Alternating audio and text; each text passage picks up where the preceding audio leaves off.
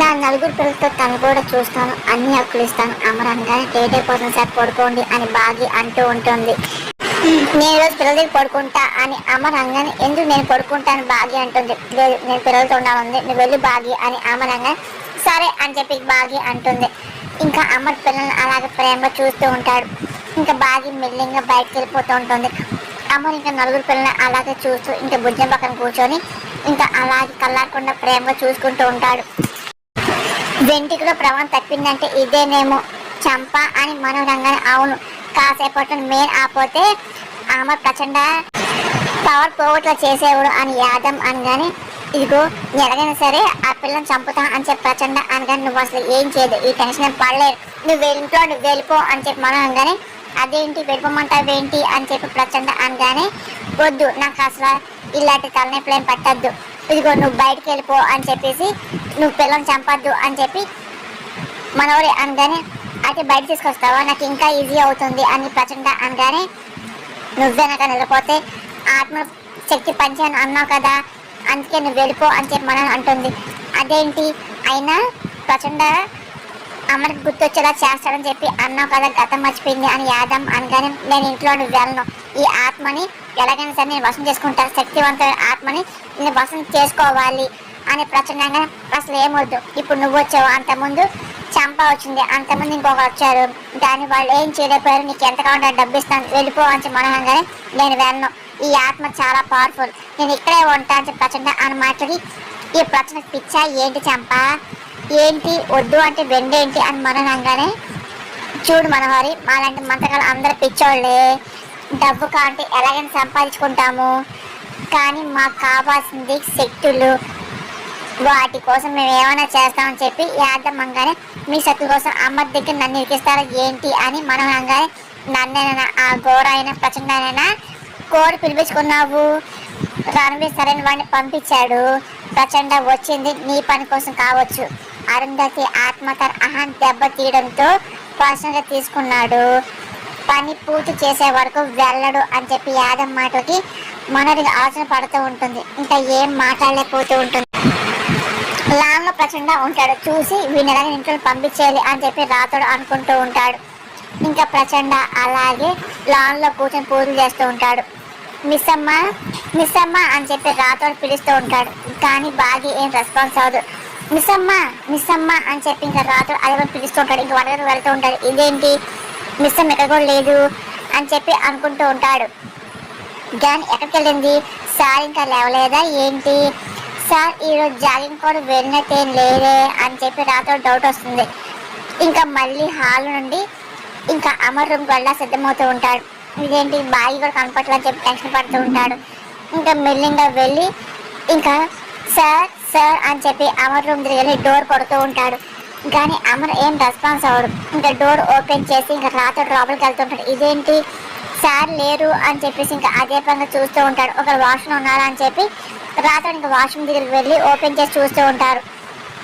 అదేంటి సార్ ఏమయ్యారు, అసలు ఇంట్లో కూడా లేరే, అసలు ఏమైంది అని చెప్పి టెన్షన్ పడుతూ ఉంటాడు. మళ్ళీ ఇంకా కిందకు వస్తూ ఉంటాడు. రాత్రి ఒకసారి చూసి భార్యని విష్ చేస్తూ ఉంటాడు. ఇదేంటి సార్ లేరేంటి నీ గురించి చూస్తున్నా అని చెప్పి రాతోడు అనగానే అంటే ఆయన పిల్లల రూమ్లో పడుకున్నారు అని చెప్పి బాగా అదేంటి అని చెప్పి రాతోడు చెప్పాను కదా ఆ గురించి పిల్లల గురించి గుర్తొచ్చిందని చెప్పాను కదా, ఆయన మా గురించి గుజ్జం గుర్తు రాలేదు కానీ ఆయన అడిగారు నేనేం చెప్పలా అని చెప్పి బాగా అనగానే బాధపడదు మిస్ అమ్మ ఇంత గుర్తొచ్చిన సార్కి మీ గురించి గుర్తొస్తుందిలే అని చెప్పి రాతోడు అనగానే గుజ్జాన్ని గుర్తు రాకపోయినా తన కూతురు లాంటిదని ఆయన అన్నారు రాతోడు అని చెప్పి నన్ను కూడా చాలా దగ్గర వ్యక్తిలో ఫీల్ అవుతుందని చెప్పి అన్నారు అని బాగా అనగానే ఓ సార్కి అంత గుర్తొస్తుందన్నమాట, ఇంకెందుకు బాధ, సార్కి త్వరలోనే మనోహర్ గురించి గుర్తొస్తుంది, అప్పుడు ఆ మనోహర్ని తన్ని తరిమేస్తారులే అని రాత్రి అంటూ ఉంటారు. రాత్రి మనోహర్ ఏదో చేయిపోతున్నారని డౌట్గా ఉంది, అర్ధరాత్రి కరెంటు పోయింది, ఆయన కూడా ఏదో సౌండ్ వస్తే మెలకు వస్తుందని చెప్పారు అని బాగి అనగానే ఓహో రాత్రి పైకి మాట అని రాత్రి అనుకుంటూ ఉంటారు. సార్ పిల్లలు లేగలేదు మిస్ అమ్మ వెళ్ళి చూద్దాం పదా అని చెప్పి రాత్రి అంటూ ఇంకా బాగితో వెళ్తూ ఉంటారు. ఇంకా అమర్ అలాగే పిల్లలు తన ఒళ్ళో పడుకోబెట్టుకొని తను కూడా అలాగే నిద్రపోతూ ఉంటాడు.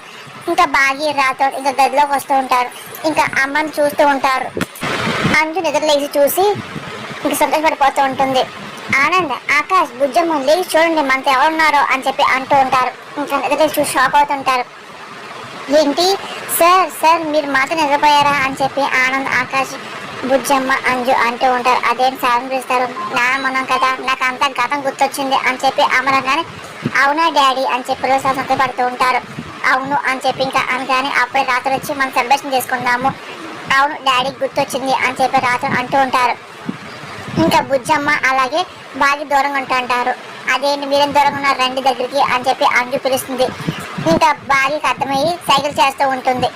ఓహో అంటే మీరు ఇంకా గుర్తు అని చెప్పి పిల్లలకి అర్థమవుతుంది. ఇంకా ఏం మాట్లాడబోతుంటారు, మనం ఎలాగైనా సెలబ్రేషన్ చేసుకోవాలి అని చెప్పి ఇంకా రాత్రి అంటూ ఉంటారు. బుజ్జమ్మ ఇలా దగ్గర్రా అని చెప్పి అమ్మని పిలిచి ఇదిగో నువ్వు కూడా నా కూతురు లాంటి దానివే, ఇంకో మిస్ అమ్మ కూడా మన దగ్గర మనిషే అని చెప్పేసి అమర్ అంటూ బుజ్జమ్మ దగ్గర తీసి బుగ్గను ముద్దు పెడుతుంటారు. థ్యాంక్ యూ డాడీ అని చెప్పి బుజ్జం అనగానే ఓకే పిల్లలు ఫ్రెష్ అయ్యండి, డాడీ కూడా ఫ్రెష్ అవుతారు, అందరూ బ్రేక్ఫాస్ట్ తయారు చేస్తా వెళ్ళండి అని చెప్పి భాగ్యంగా సరే అని చెప్పి ఇంకా పిల్లలు వాళ్ళ బెడ్ వాళ్ళ దుప్పట్లు మరద పెట్టుకొని ఇంకా ఫ్రెష్ అవుతూ ఉంటారు. ఇంకా అమర్ బయటకు వస్తూ ఉంటారు. సార్ మీకు గత కూర్చొని చాలా సంతోషంగా ఉంది అని చెప్పి రాథోడ్ అనగానే కానీ నాకు ఇంకా రావాల్సిన గుర్తు ఉంది, నా భార్య చనిపోయింది, అమ్ము, ఆనంద్, ఆకాష్ అలాగే అర్జున్ని దత్తీసుకుని చెప్పి గుర్తుంది, మరి ఈ మిస్సమ్మ ఎవరు, ఈ బుజ్జమ్మ ఎవరు, నాకు ఇంకా తెలియాల్సిన చాలా ఉంది అని చెప్పి అమర్ అడుగుతుంటారు. కానీ భాగ్య రాథోడ్ ఏం మాట్లాడరు, నాకు అసలు గుర్తు రావట్లేదు అని చెప్పి అమర్ ఫీల్ అవుతూ ఉంటాడు. ఆ మాటలను భాగ్య చాలా బాధపడుతుంది. అరుంధతి మేడం గారు కాలం చేశాక పిల్లలను చూసుకోవడానికి మిస్సమ్ కేర్ టేకర్గా వచ్చింది అని చెప్పి ఇంకా రాథోడ్ అంటూ ఉంటాడు. బుజ్జమ్మని మీరు అనాథాస్ నుండి తెచ్చుకొని పెంచుకుంటున్నారు అని చెప్పి ఇంకా రాథోడ్ అంటూ ఉంటాడు. కానీ ఆ మాట విని రాథోడ్ చాలా బాధపడుతుంటారు. బుజ్జమ్మ అమ్మా నాన్న ఎవరు రాథోడ్ అని చెప్పి అమర్ అడుగుతుంటాడు. బాగి చాలా బాధపడుతుంది. కానీ రాథోడ్ కూడా ఇంకా చెప్పలేకపోతుంటాడు. తెలుసు అని చెప్పి బాగా చెప్తూ ఉంటారు. మిస్సం కూడా నాకేం చెప్పట్లేదు, నువ్వు కూడా నాకు దాస్తున్నావు ఏంటి రాథోడ్ అని అమర్ అనగానే అయ్యో అలా ఏం లేదు సార్ అని చెప్పి రాథోడ్ బాధపడి చెప్తూ ఉంటాడు. నా గతం చెప్తే నాకేదో అవుతుంది చెప్పి డాక్టర్ చెప్పని చెప్పేసి మీరు నా దగ్గర చాలా విషయాలు దాస్తున్నారు కదా, నాకు అర్థమవుతుంది అని చెప్పి అమర్ కూడా బాగా మాట్లాడుతూ ఉంటాడు. మీరు చెప్పకపోయినా నేను తెలుసుకుంటానులే అని చెప్పి ఇంకా అమర్ అంటూ ఉంటాడు. రాథోడ్ నేను మనోహర్ను ఒక ఇంపార్టెంట్ విషయం మాట్లాడాలి, తన హాల్లో రమ్మని చెప్పు అని చెప్పి అమ్మ చెప్పేసి ఇంక వెళ్ళిపోతూ ఉంటాడు. ఇంకా సరే అని రాథోడ్ అంటూ ఉంటారు. ఇప్పుడు మనోహర్తో మీటింగ్ ఏంటి మిస్ అమ్మ అని చెప్పి రాథోడ్ అనగానే ఏమో రాథోడ్ వెళ్ళి తను పిలువు అని చెప్పి ఇంకా బాగి అంటుంది. సరే అని చెప్పి ఇంకా రాథోడ్ వెళ్తూ ఉంటాడు. కానీ బాగి మాత్రం బాధపడుతూ ఉంటుంది. అక్కడ మనోహర్ యాదవ్తో ఫోన్ చూపిస్తూ మాట్లాడుతుంది. అప్పుడే డోర్ కొడుతూ ఉంటారు. చంపా వెళ్ళి చూడు అని మనోహర్ అనగానే సరే అని చెప్పి యాదవ్ వెళ్ళి ఇంకా డోర్ ఓపెన్ చేస్తుంది. ఇంకా రాథోడ్ ఉంటాడు. ఇంకా అలాగే రాథోడ్ మనోహర్ని యాదవ్ని చూస్తూ ఉంటాడు. ఇంకా మెల్లింగా లోపలికి వెళ్తూ ఉంటాడు. ఇంకా ఏంటి అని చెప్పేసి గుడ్ మార్నింగ్ యాదమ్మ గారు అని రాథోడ్ అనగానే గుడ్ మార్నింగ్ రాథోడ్ అని చెప్పి యాదమ్మ అనగానే అవును ఇంటికి యజమాని ఎవరు అని రాథోడ్ అనగానే అమర్ సారు అని యాదమ్మ అంటుంది. మా తర్వాత అని రాథోడ్ అనగానే బాగి మేడం అని చెప్పి యాదమ్మ అనగానే అవునా మరి యజమాని ఇద్దరు లేచారు, మరి మీరేంటి ఇంట్లో పన్నీకి వచ్చి నువ్వేంటి ఇప్పుడుదా లేకుండా ఇంకా పని చేయలేదా అని చెప్పి రాథోడ్ అంటూ ఉంటాడు. అసలు ఎందుకు వచ్చావు చెప్పు అని మన అనగానే అదే మీతో అమ్మ సార్ మాట్లాడారు రమ్మన్నారు, అలాగే మీతో కూడా సొంపులు పడతాయండి అని రాథోడ్ అనగానే ఇంకా బాగా ఎక్కువ చేస్తున్నావు అని చెప్పేసి ఇంకా మనం అనుకుంటుంటుంది. ఇంకా రాథోడ్ కోపంగా వెళ్ళిపోతూ ఉంటాడు. ఇదేంటి ఈ రాత్రి ఎడకారం ఎక్కువైందని యాదమ్మ అనగానే అది పడుతుంది ఎక్కువగా తెలుసుకోవడానికి ఏముంది, అయినా అమర్ పొద్దున ఎందుకు రమ్మన్నాడు అని చెప్పి మనం అనగానే ఏమైంది ఒకవేళ గతం గుర్తొచ్చిందేమో అని చెప్పి యాదవ్ డౌట్గా మాట్లాడుతుంది. ఇప్పుడు పొద్దున్న అవసరంగా మాట్లాడుకు అని చెప్పి మనం అంటుంది. సరే లేకపోతే రాత్రి విషయం తెలిసిందా ఏంటి అని చెప్పి యాదవ్ అనగానే సరే చూద్దాం ఆగు అని చెప్పి మనోరు అంటూ వెళ్తూ ఉంటారు.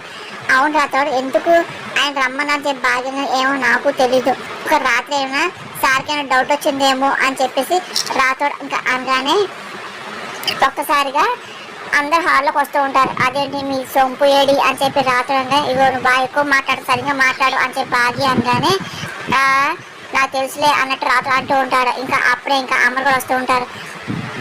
అమర్ ఏంటి అని చెప్పి ఇంకా చూస్తూ ఉంటారు. ఏంటి అమ్మలేదు నాతో మాట్లాడుతూ ఉంటా ఏంటి అని మనం అనగానే నాకు గతం గుర్తురా అని చెప్పేసి ఈ స్వామీజీని పిలిపించావంట కదా అని చెప్పి అమర్ అనగానే అవును అమర్, ఈరోజు ఆయన పూజ చేస్తారు, నిన్న నువ్వు ఇంట్లో లేవు కదా అని మనోహర్ అనగానే పూజకు సర్వం సిద్ధం చేశారు నాయన అని చెప్పి ప్రచండంగానే ఏం అక్కర్లేదు స్వామి, ఏ పూజ కూడా వద్దులే అని చెప్పి అమర్ అనగానే ఇంకా ఒక్కసారిగా మనోహర్ యాదమ్మ ఇంక ప్రచండ షాక్ అవుతూ ఉంటారు. అదేంటి అమర్, నీకు గతం గుర్తు రావాలి కదా అని మనోహర్ అనగానే నాకు గతం గుర్తొచ్చిందని అమర్ అనగానే ఒక్కసారిగా మనోహర్ యాదవ్ షాక్ అవుతూ ఉంటారు. బాగి రాత్రి పిల్లలు సంతోషపడుతూ ఉంటారు. ఇంకా మనం నోట మాట రాదు, షాక్లో అలా భయపడి చూస్తూ ఉంటుంది. ఇంకా అమర్ అలాగే మనం గమనిస్తూ ఉంటాడు, ఇంకా అలాగే చూస్తూ ఉంటాడు. ఇంకా అలాగే అరుంధతి ఫోటోను కూడా చూసి చాలా బాధపడుతూ ఉంటాడు. ఇంకా మనం టెన్షన్ పడిపోతూ ఉంటుంది. ఇంకా నా గురించి తెలిసిపోయిందా అని చెప్పి అనుకుంటూ బయటపోతూ ఉంటుంది. ఇంకా అమర్ మెల్లింగా అరుంధతి ఫోటో దగ్గర వెళ్తూ ఉంటాడు. అదంతా ఇంకా అందరు గమనిస్తూ ఉంటారు. కానీ మనోహర్ నోట మాట రాదు, ఇంకా షాక్లో ఉంటుంది, బయటపోతూ ఉంటుంది. ఇప్పుడు నా గురించి చెప్తాడా ఏంటని అనుకుంటూ టెన్షన్ పడిపోతుంటారు. తను చనిపోయిన నా భార్య అరుంధతి అని చెప్పేసి అమర్ అంటూ ఉంటాడు. ఇంకా మనోహర్ యాదవ్ బయటపోతూ ఉంటారు. ఇంకా భయంతో అలాగే టెన్షన్ పడిపోతూ ఇంకా అలా చూస్తూ ఉంటుంది. నాకు గుర్తొచ్చింది, తను చనిపోయిన నా భార్య అరుంధతి అన్న మాటలు పదే పదే మనం గుర్తు తెచ్చుకొని టెన్షన్ పడిపోతూ ఉంటుంది. ఇంకా భయంతో చూస్తూ ఉంటుంది. ఇంకా బాగా పిల్లలు రాత్రి నవ్వుతూ ఉంటారు, సంతోషపడిపోతూ ఉంటారు. ఆ తర్వాత ఇంకా అమర్ మెల్లింగా ఆనంద్ ఆకాశ్ దగ్గర అందరి దగ్గర వస్తూ ఉంటాడు. ఇంకా మన టెన్షన్తో బయటపోతూ ఉంటుంది. ఇంకా అమ్మకి మొత్తం గుర్తొచ్చిందంటే నేను ఆరుని చంపిన విషయం కూడా తెలిసే ఉంటుంది కదా అని చెప్పి టెన్షన్ పడిపోతూ ఉంటాడు. ఇంకా ఏం మాట్లాడాలో అర్థం కాదు, బయటపోతూ ఉంటుంది. ఆ తర్వాత ఆనంద్ ఆకాశ్ అలాగే అంజు గురించి మొత్తం అంతా అమ్మ చెప్తూ ఉంటాడు. ఇంకా మనోజ్ టెన్షన్ పడిపోతూ ఉంటుంది, షాక్ అయిపోతూ ఉంటుంది, భయంతో వణిపోతూ ఉంటుంది.